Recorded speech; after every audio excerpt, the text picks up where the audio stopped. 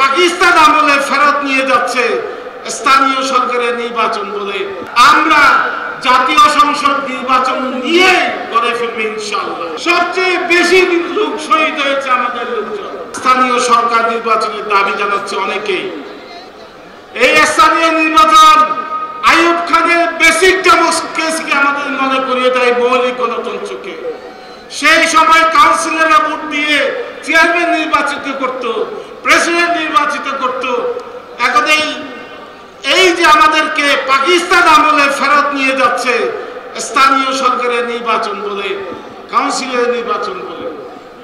সংগ্রামী ভাইরা, 17 বছর আমরা আন্দোলন সংগ্রাম করেছি, লড়াই সংগ্রাম করেছি। প্রায় বিএনপির 20,000 কর্মী শহীদ হয়েছে, প্রায় বিএনপির 1 লক্ষ মামলা হয়েছে, 5 লক্ষ লোক আসামি হয়েছে। এই যে গত সংস্কারের জুলাই আগস্ট জুলাই সংস্কারের যে আন্দোলন, বৈষম্য বিরোধী আন্দোলন, জাতিসংঘের অনুসন্ধান করেছে, জাতিসংঘে ইনকোয়ারি করেছে জাতিসংঘ, 1400 লোক মারা গিয়েছে। আর আমাদের বিএনপির লোক 848 জন। সবচেয়ে বেশি লোক শহীদ হয়েছে আমাদের লোকজন, সবচেয়ে কারাগারে গিয়েছে আমাদের লোকজন।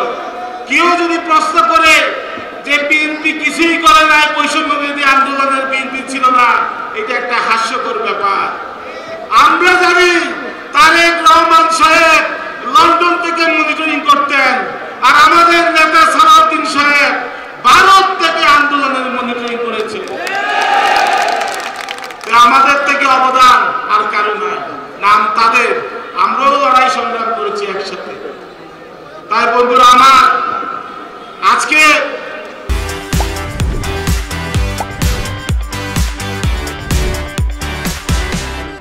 এই যে গণতন্ত্র বিকশিত হয় কিভাবে? নির্বাচনের মাধ্যমে, জাতীয় সংসদ নির্বাচনের মাধ্যমে। আমরা চাই জাতীয় সংসদ নির্বাচন ডিসেম্বর না, অবিলম্বে জাতীয় সংসদ নির্বাচন করে জনগণের প্রতিনিধির কাছে ক্ষমতা হস্তান্তর করতে হবে।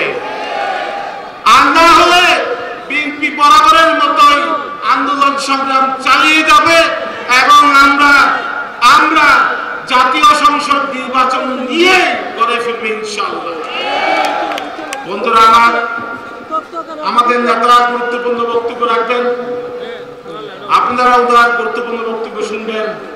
আমি আজকে যারা দূর দূরান্ত থেকে এখানে এসেছেন, আমাদেরকে মর্যাদাবান করেছেন, আমাদের নেতা সালাউদ্দিন সাহেবকে দেখতে এসেছেন, আমরা আপনাদের সকলকে কৃতজ্ঞতা এবং ধন্যবাদ জানাই। ভবিষ্যতে যে কোনো রাজনৈতিক কর্মসূচিতে আপনারা অংশগ্রহণ করবেন এই কামনা করে আমি আমার বক্তব্য এখানে শেষ করছি।